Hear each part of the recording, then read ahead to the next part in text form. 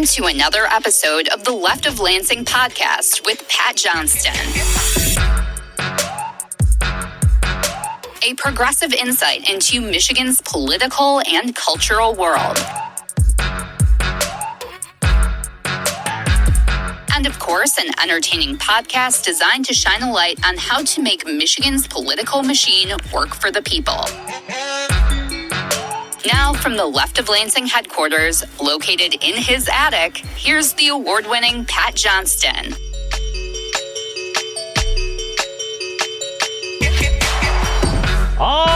Yeah! Welcome to another edition of Michigan's premier progressive podcast. I am Pat Johnston, and what a week for the University of Michigan. No, I'm not talking about another head football coach getting suspended. I mean, that's kind of a yearly thing now, is it not?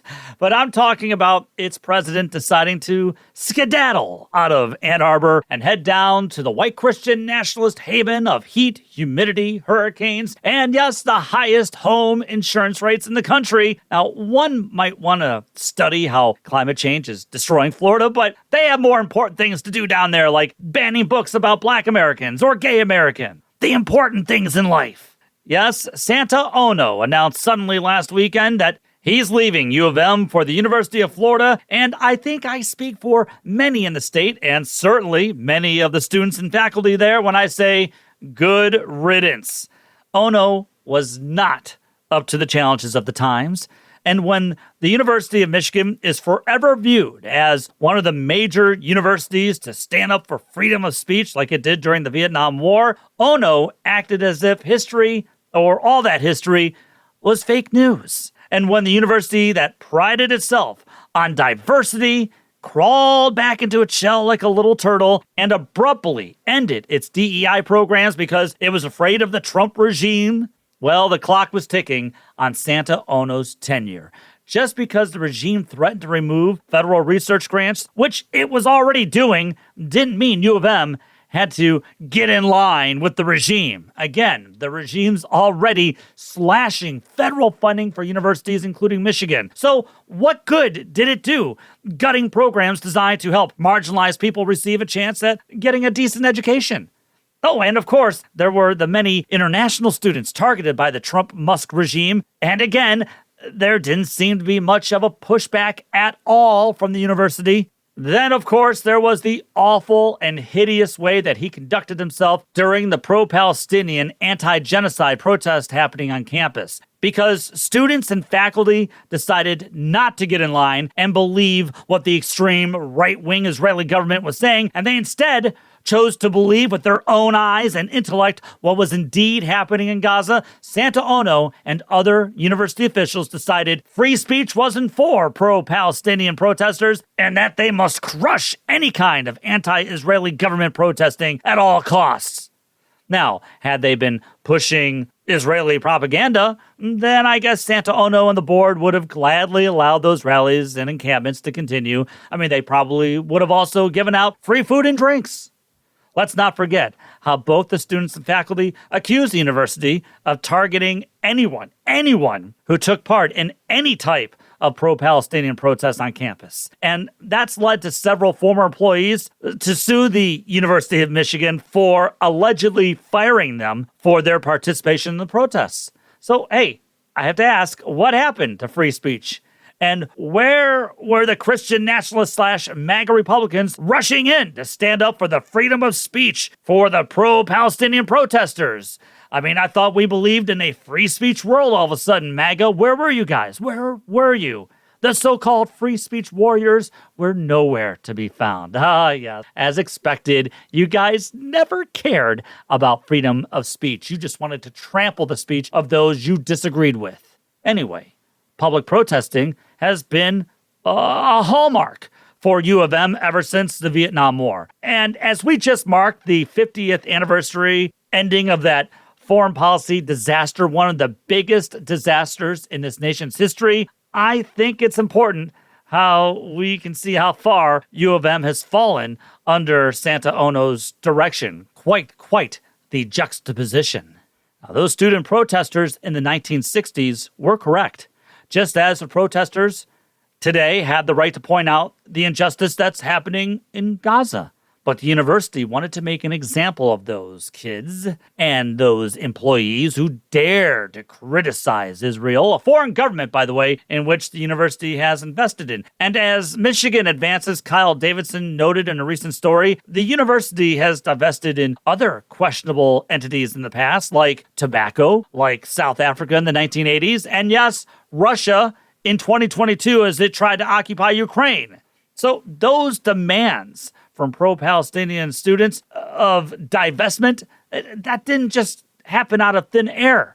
It's been done before and it's worked before. So the students used their First Amendment rights and utilized the university's long-championed image of free speech and social justice. Hell, one of my guilty pleasures in cinema is watching The Big Chill at least once a year, specifically in the fall. Yes, it's cringeworthy at times, especially the kitchen dancing sequence, but you still cannot go wrong with Kevin Kline, Glenn Close, Mary Kay Place, and Tom Berenger, okay? But the point is, before all of those characters completed their long journey towards the middle, they were all anti-war activists at the University of Michigan.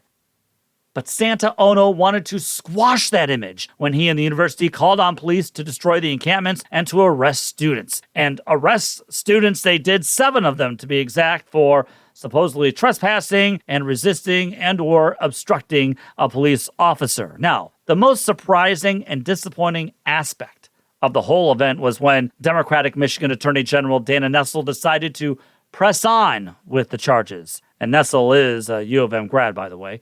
And in no surprise to many of us, we progressives here, Nessel had to admit defeat and cancel the charges against those students this week. And you see, the lawyers for the students demanded that Nessel recuse herself from the case over bias.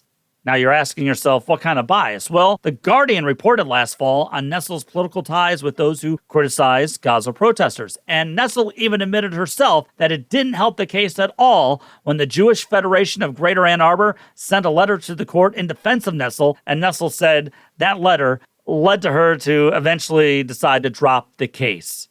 Which also shows that those who did criticize Nessel's political ties on this issue were correct. Sadly, Nessel says that she stands by her charging decisions and believes that she still would have won. But come on. I think she saw the writing on the wall that the length of time and the cost was not worth it at all, and that she was probably going to lose. Look, I've applauded Dana Nessel on here many, many times throughout her tenure. You've heard me do it. I've been a big supporter of Dana Nessel's, like how she's joining other AGs across the country in fighting to block the regime's attacks on education and library services here this week. But this one story will go down as one of her worst decisions and moves as AG. It was antithetical to the freedom of speech that we supposedly believe in and to what U of M supposedly used to stand for. So goodbye, Santa Ono. I hope you enjoy the sun, the bugs, the reptiles, the sinkholes, and the safe haven of being in a state that's working on disappearing marginalized people and their histories. Good job. leftoflansing@gmail.com is my email if you'd ever like to get a hold of me. That's leftoflansing@gmail.com. Subscribe to the show on YouTube since I am posting a lot of video shorts up there. I'm actually enjoying this a lot. And this week I posted how the Trump regime is hurting Michigan's economy, this time by discouraging Canadians on traveling to the state. If you're wondering how that's happening, check out my video there. Just look up Left of Lansing on YouTube and subscribe. Of course, subscribe to the show wherever you get your podcast and give it a good 5-star review, please. Subscriptions are important for those of us in podcast land. And follow me on Blue Sky, Twitter, the Gram, and the Facebook as well. And that's where I give extra commentary there. Coming up here in just a few moments, I will be speaking with Anna Clark from ProPublica, who's written an excellent piece detailing how Trump and Elon are gutting funding for the Great Lakes Environmental Research Laboratory, which helps fight against dangerous algae bloom and helps keep the Great Lakes clean from invasive species and helps keep the Great Lakes clean for drinking and helps keep the lakes clean for boating purposes. But yet Trump and Elon believe that kind of work, everyone, is frivolous, it's silly, and we don't need to keep 20% of the world's freshwater supply safe when we have to give billions of dollars in tax breaks to the corporate authoritarian donor class. I mean, come on, are you stupid? Do you want clean water or do you want to make sure that rich people get richer? Whose side are you on? Be smart, everybody. You always choose the rich people. Anna Clark will join me here in just a second to give more details on her story. And by the way, Anna is a Michigan native and is currently living in Michigan right now, too. All right, now sticking with education or higher education here for a sec. This week, the Department of Education, led by that elitist multi-millionaire wrestling owner lady Linda McMahon, is beginning to collect on default college loan payments because nothing says populism than going after people struggling to pay for out-of-control college costs. Oh yeah, that's populism, baby. ABC News says that roughly 5 million borrowers will have their loans sent for collections beginning this week. Another 4 million people are in late-stage delinquency, meaning they could face collections within a matter of months. Under the plan, the federal government will garnish wages from some of those borrowers, pulling money out of their pockets that may otherwise be spent and, in turn, drying up some economic activity. Wow. That was from ABC News. So, you see, the government is going to garnish the wages of those struggling to pay off skyrocketing loans at a time when dear leader Trump is raising prices in stores with his maniacal tariff scheme while gutting Medicaid at the same time. Now, I just want to read this part of the ABC story because I loved it. Listen. The bottom line is it's not going to be good for the economy given the current economic situation that's already precarious, said Scott Emberman, a professor of education policy at Michigan State University. It's an additional weight that you're putting on until we tip into a potential recession. A potential recession. I think it's safe to say that's probably a likelihood. And that's why you have to ask yourselves out there, what is the point of all this? What is the point of all of this? How does hurting working-class Americans struggling in the Trump-Elon Musk economy help the country at all? Every dollar spent on these loans won't be spent on the nation's economy. It won't add to the circulation of our economy. And this could harm the credit scores of millions of Americans who then won't be able to afford to already buy a rising cost of car or a home. Wait. Who are we kidding? Who could afford homes anymore? So bravo, dear leader, bravo. Score another one for the so-called populist out there who brags about having tacky 24-karat gold plastered throughout the Oval Office. Look, I'm right now watching a show on PBS on Marie Antoinette, and yes, it's a bit soapy since it's masterpiece theater, but they are sticking mostly to the historical timeline. Louis and Antoinette will eventually here pay for the years of the monarchy appearing to live in wealth and luxury while asking the people to live with the pain of their failing economic system. Hey, wait, does that sound familiar? So for you Gen Zers out there who thought that your dear leader was on your side because he was against woke, oh yeah, you're all in for a rude awakening yourselves. But I'm not going to hang you guys out to dry. I will fight for you guys, and I will fight to ensure that those loans are forgiven. Because that's what we progressives do. By the way, I just need to play this clip for you because I have to get something off my chest. Dear Leader Trump this week said the following, which I know many of you already heard. All I'm saying is that a young lady, a 10-year-old girl, 9-year-old girl, 15-year-old girl doesn't need $37. She could be very happy with 2 or 3 or 4 or 5. I would, let's not waste a lot of time on a stupid question. What else? Now, I'm not saying anything new here because I'm pretty much echoing what Salon's Amanda Marcotte wrote on Blue Sky and Michigan's own LOL GOP said this week on his The Farce site. But there is a reason why Dear Leader chose to talk about dolls when it comes to his tariff scheme. You see, to him and to white Christian nationalists, women and little girls always stand in the way of greater prosperity in this country. Always. As Amanda Marcotte wrote on Blue Sky, it's invoking the misogynist concept of the ungrateful female in order to justify a very stupid policy that hurts everyone. Very true. And as LOL GOP wrote, it's about blaming those selfish little girls for refusing to sacrifice their dolls for Dear Leader's stupid tariff scheme. I mean, why won't these little girls climb aboard and sacrifice in the name of Dear Leader? In the name of the country. Now, Dear Leader could have attacked male athletes or male movie stars or male CEOs of oil and gas companies or even Elon Musk.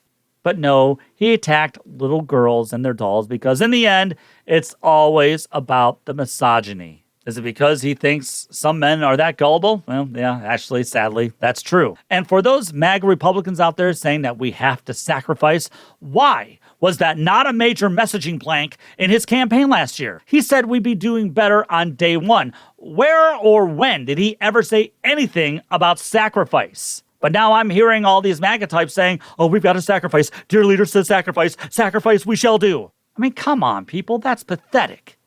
That is beyond pathetic. And you know that too. But get ready, because the pain is coming.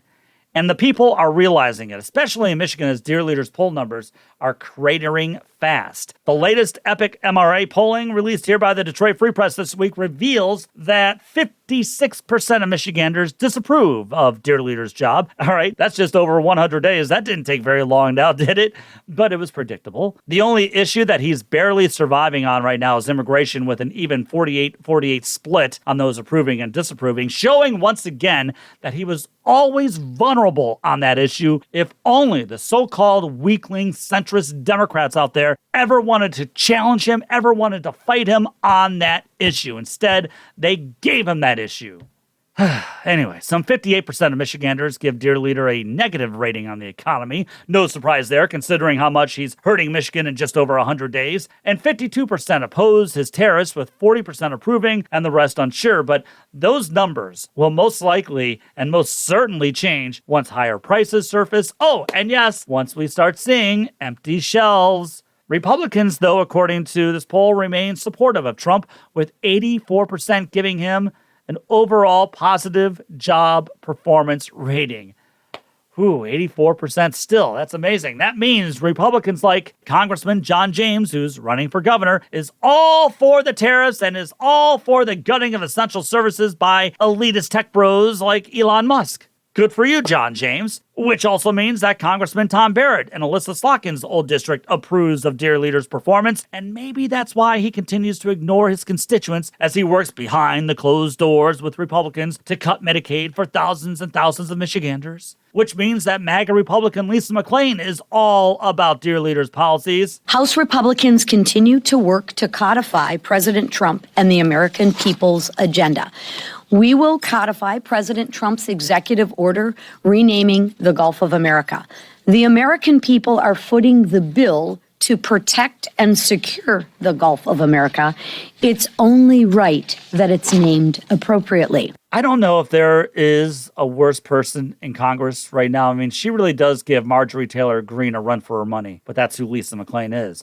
They are riding with Dear Leader off the economic cliff, but sadly dragging the working class down with them. But they don't care. They don't care because they're all about pleasing their corporate donor class, who will ensure they'll all be taken care of for the rest of their lives by doing the dirty work for corporations right now. Oh, and at the same time, they're working on cementing a corrupt crypto market scheme that Trump and his family are making billions in. And maybe that's perhaps why it would be nice for Michigan's Democratic senators to stand up against this corruption and try to stop it, rather than Senator Slotkin going on record saying that she's all for cryptocurrency. Yeah. Now, I'll tell you what the Epic MRA polling said about Governor Gretchen Whitmer. 54% of respondents gave the governor approving marks. She gets the highest approval from Gen Z and baby boom voters, and she gets the least approval from my pathetic Generation X. And I'll tell you what, despite a lot of my criticisms of late here of the governor, let's face it, she's not a nutty white Christian nationalist, and she's normal. I know, not a high bar to really clear, but when that's your opponent here in Michigan, you'll stand to benefit. But I still don't believe this bipartisan shtick is going to be a winning stance for her on the national level if she's going to run for president. And let's see what happens by the fall if everything starts falling apart here and if she stays in this bipartisan mode. I don't think she'll have a choice, considering what the Trump regime is already doing to hurt the state of Michigan. So I think she'll be changing her tune pretty quickly. And these attacks on Michigan by the regime are continuing, including with the Great Lakes, which is a major source of revenue for the state. Yet the regime is threatening the well-being of the Great Lakes, which could have disastrous outcomes for the state's environmental and economic well-being. But why is the regime doing this, and what exactly are they doing? Well, that's what Anna Clark from ProPublica will tell us right after this brief break. You are listening to LOL. This isn't a conservative podcast. We actually believe in freedom here. And we don't lose sleep over solar panels either. It's Left of Lansing with Pat Johnston. Don't forget, we're on YouTube now. Subscribe to us on YouTube or wherever else you get your podcasts. Tell Pat what you think of the show by contacting him at leftoflansing@gmail.com. Now, let's get back to the show with Pat Johnston.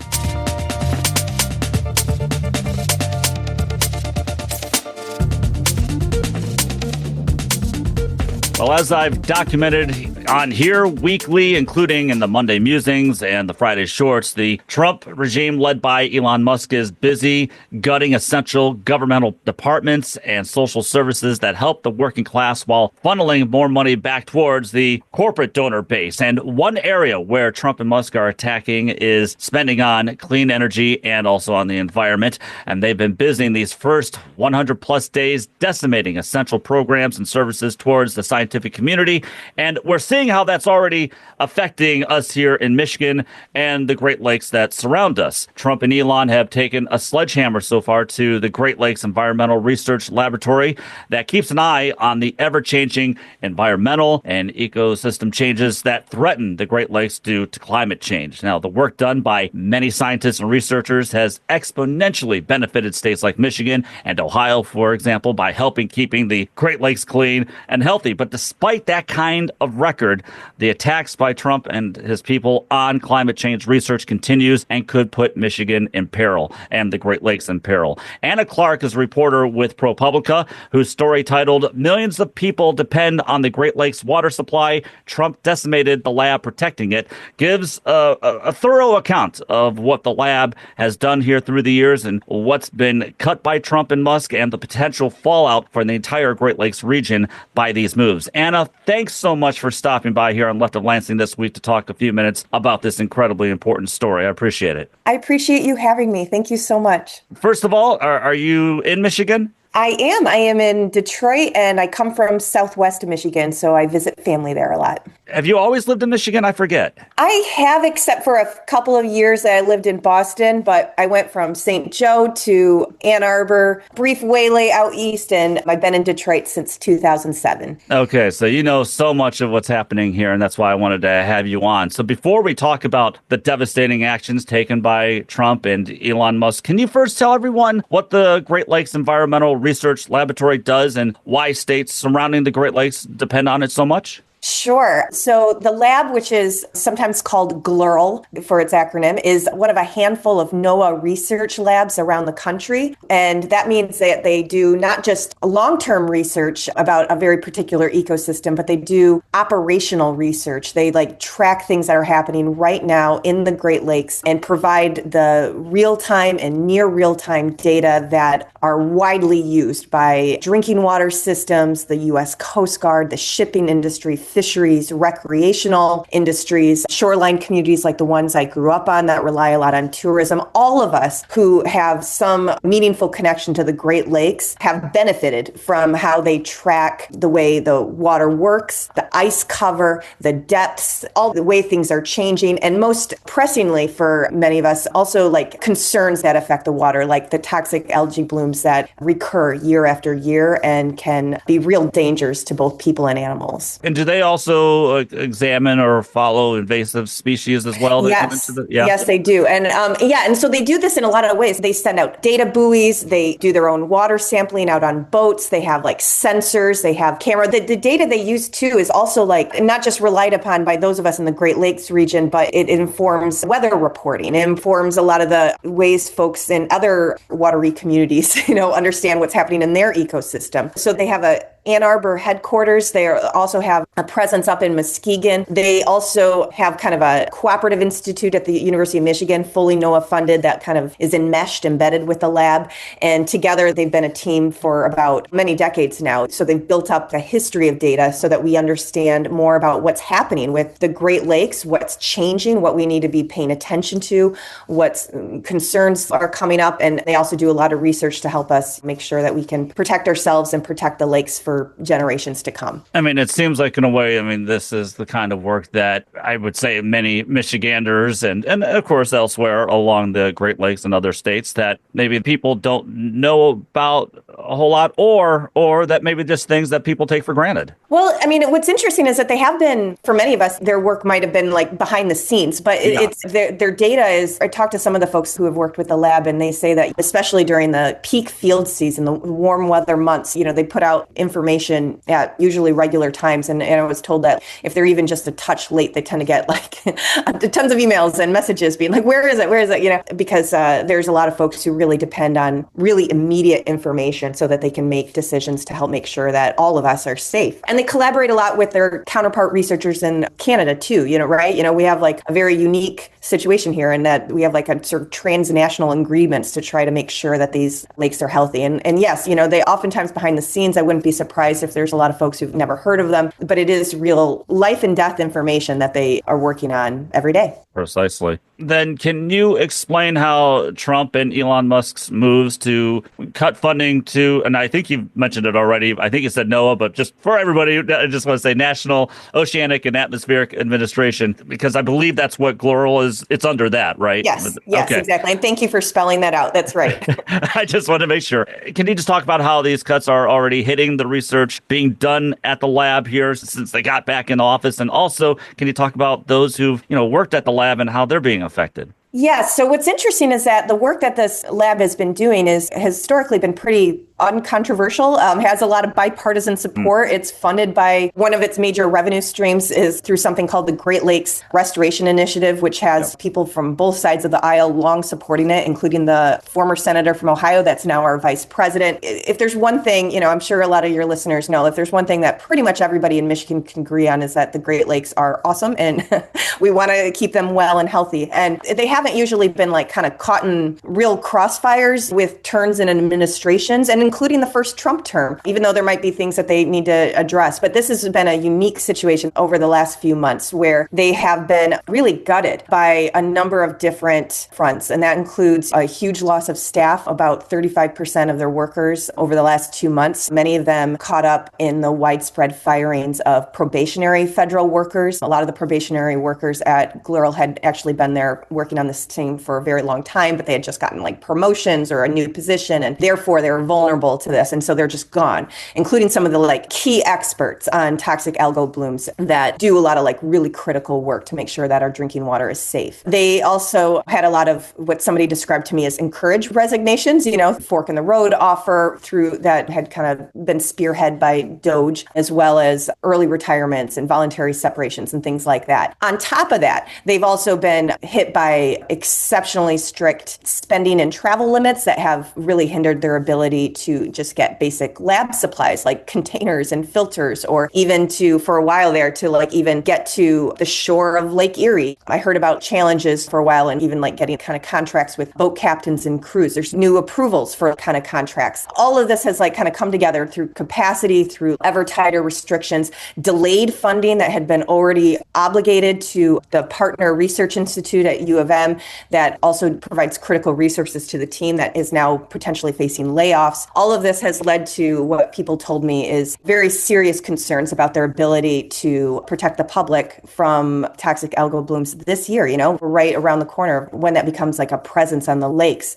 The boats and buoys, I heard, had a delayed launch this year, and even their ability to operate those buoys with the staff capacity, vessel maintenance, all that kind of stuff has been just really hit. And so there's a lot of good people that are still there trying to carry forward, but many of them are bracing for more cuts because of proposed budget documents that have been released that essentially indicate that the entire research arm for NOAA should be eliminated, which would include Great Lakes Lab. So that's the thing. I mean, you spent most of the time there talking about the moves that have already been done, these cuts, but now we've got this preliminary budget that Trump unveiled last week, right? I think Yeah, there was kind of the White House kind of proposed budget recommendations released last Friday. Didn't provide a lot of details, but did describe a large cut that they wanted to see to NOAA. And they specifically pointed to issues they had with climate research and related functions. They said they wanted to make sure that programs were aligned with the administration's policy of ending, quote, Green New Deal initiatives. And secondarily, there was another document that had been, released and reported pretty widely that more specifically laid out some recommendations for NOAA. And that's the one that said that the research division, of which the Great Lakes Lab is a part, should face a 74% cut. And the document says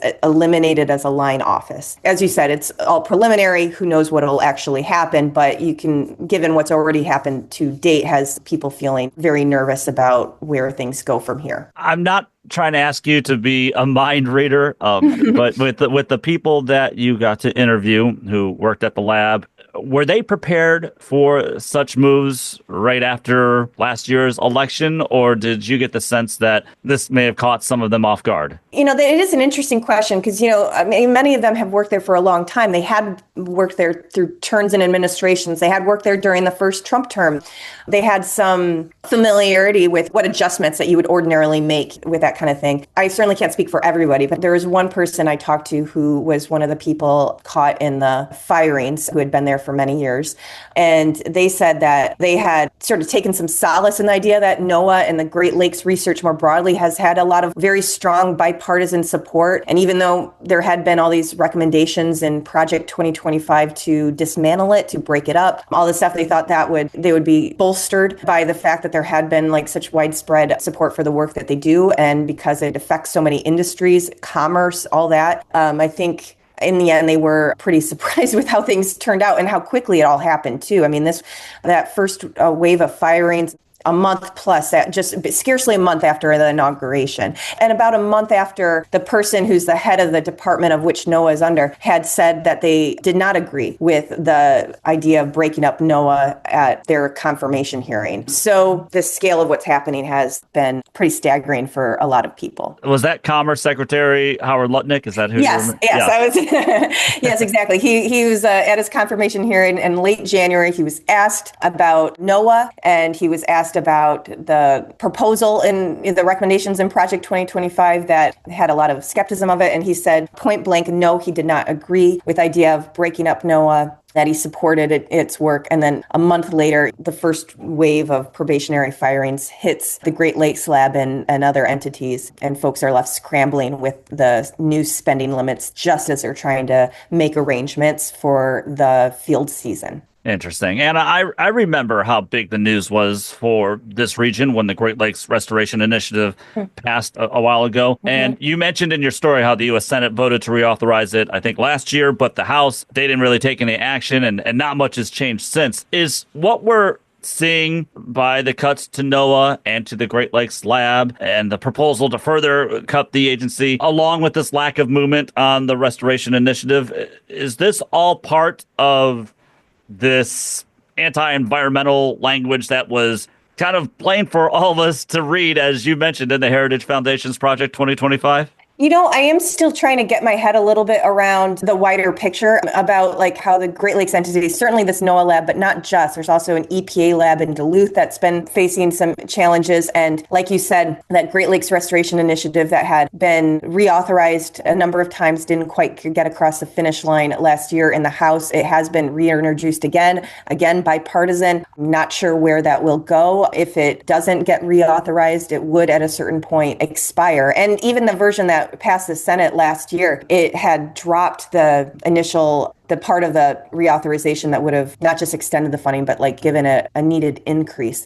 Anyway, I don't know where things will go with that, but it does seem that a lot of the work that people are doing in and with the Great Lakes has been caught up in the larger attacks and skepticism of climate change and programs that, deal with the environment. I mean, just that budget document that released last Friday that also proposed a 54% cut to the EPA. I mean, it is pretty intense. It is. I mean, I think if it does actually go through, it will affect people all over the place. I mean, the EPA is also responsible for making sure we have safe drinking water and a number of other things that I think most of us agree is important. I have a hard time understanding. I get that there are some Republicans out there who might celebrate these cuts and attacks on NOAA because, it's attacking scientists or the experts out there. But on an economic level, I mean, this is going to affect so many people, like you mentioned, the fishing industry, recreational businesses, and, of course, all of the shoreline communities that depend on people showing up there for tourism. I mean, so this is also an economic issue, not just an environmental issue. That's my take on this. I mean, is that your read a little bit on this whole situation from your reporting? I mean, there is no question that there are major industries, businesses that depend on a healthy Great Lakes. And many testimonials have been collected by that NOAA Cooperative Institute at the University of Michigan, which has been kind of surveying stakeholders and about how they use the information that the lab does, how they've collaborated on programs and forecasts and that help them do their work well and efficiently. Some entities have already written letters on behalf of the lab, in support of its work because they understand it's important.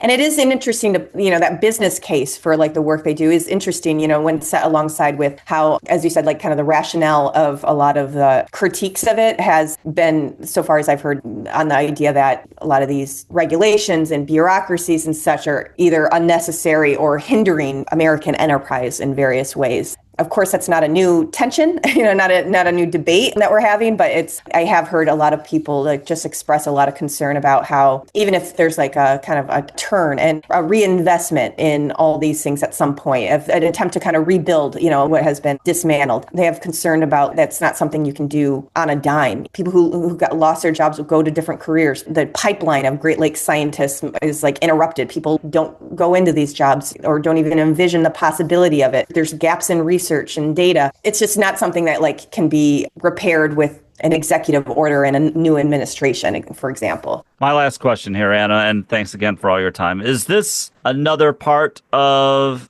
Trump administration's attacks, do you think, on higher education as well, since obviously many institutions perform studies on climate change and the environment? I guess I don't know how to answer that one in particular, but it is interesting that a lot of these NOAA institutes that work with the labs, I mean, that's been a sort of a cooperative system that has, from what I've heard, really benefited both entities for a long time and helped do good work.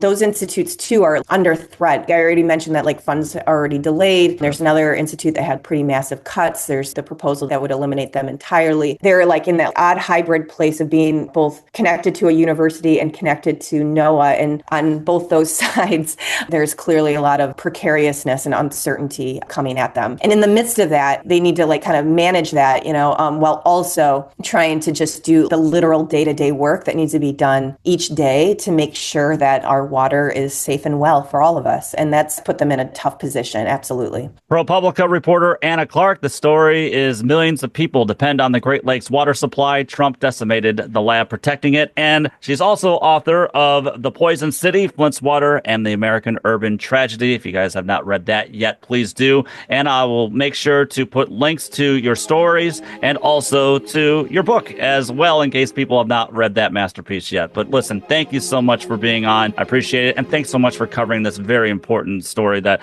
affects Michigan and, of course, the Great Lakes region. Thank you, Pat. This has been lovely talking with you. I really appreciate it.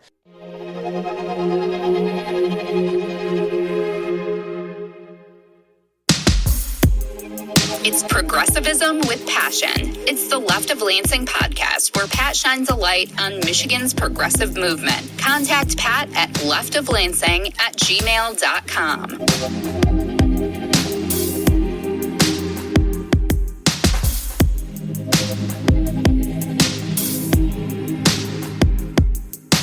It's always awesome having Anna Clark on the show because she's not only a fantastic reporter, but being from Michigan, she does diligent work in relaying where government is failing us when it should be helping us.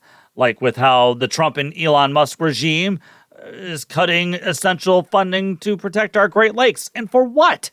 Because a lot of conspiracy-minded MAGA Republican Christian nationalists don't believe in science and only believe in power and accumulating more wealth for themselves? Yeah, actually, that's why. The fusion of MAGA Republicanism and corporate authoritarianism is going to cost us, is already costing us economically and environmentally. It's costing our democracy, too, at the same time. And because this lab is located in Michigan, we're also talking job loss here as well. So thanks to Dear Leader's regime, he's costing Michigan more job loss while making goods more expensive for everyone. Hey, winning, right?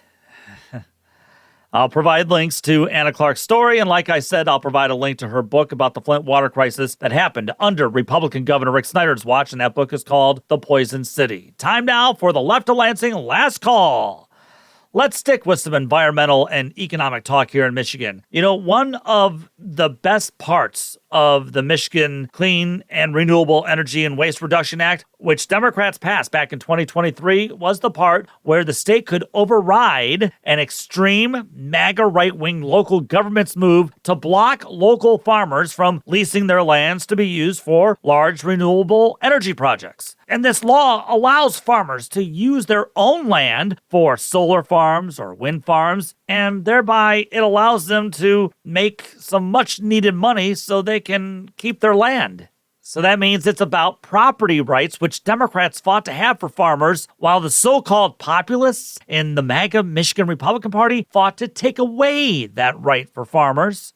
Well, as predicted, the MAGA Michigan Republican majority in the State House, led by Speaker Matt Hall, passed a bill the other week that would repeal the rights of farmers to lease their lands for renewable energy. And let this serve as another reminder that when they tell you that they're all about freedom and they're all about family farms, let this serve as yet another example of how MAGA Republicans only answer to the fossil fuel industry. Oh, I know. I've heard from MAGA types telling me how ugly those wind turbines are, which doesn't really make much sense because they'd rather have smokestacks in their purview instead. Really? Now, Matt Hall understands this bill won't see the light of day in the democratically controlled Michigan Senate, but he told Bridge Magazine that he's playing the long game here. Yeah, the long game of hurting Michigan's economy by driving up energy costs, by delaying the clean energy move that's already happening in Michigan, the country, and the world. For instance, according to energy think tank Ember, fossil fuels are supplying less than half of the energy generation in the country for an entire month. That is huge news.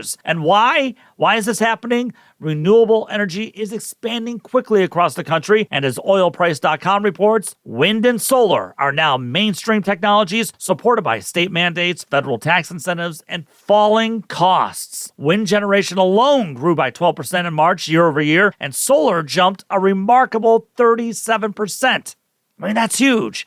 Now, this is just a first step because while this is an estimate for total energy generation, fossil fuels still account for 64% of energy used by utilities. But that number is dropping. Yet Matt Hall and the MAGA Michigan Republican Party is hell-bent on reversing this trend.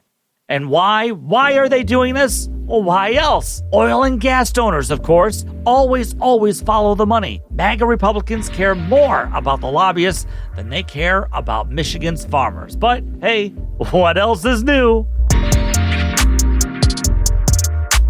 You're listening to the Left of Lansing podcast. The music you're hearing is by Wanderbeats. To hear the latest project, check out Space Leopard on your favorite streaming site. Now back to our favorite progressive voice in Michigan. It's Pat Johnston.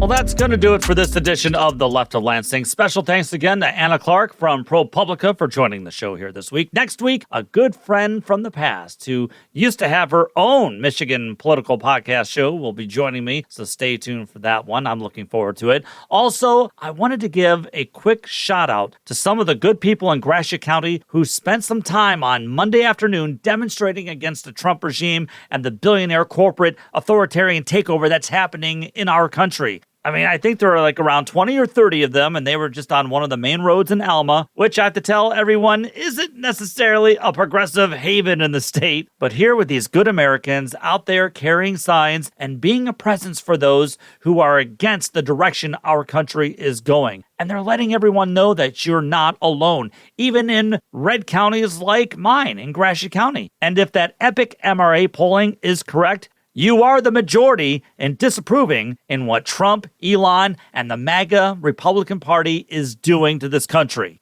So if you want to get involved, contact your local Indivisible chapter or your county Democratic Party headquarters and see how you can join in the fight. And then use the strength in numbers to pressure MAGA Republicans in Congress or in our state legislature to either do the right thing or risk losing their seats. And if you are in a blue district and don't feel like your Democratic representatives are doing the job or stepping up, put pressure on them to step up, or else tell them they will face a primary. I mean, everyone, we are fighting for the economic survival of the working class and for the survival of democracy itself. Plus, it allows we progressives to remain on offense because we are just tired of playing defense like the so-called centrists always tell us that we have to do. Because, hey, look where it got us.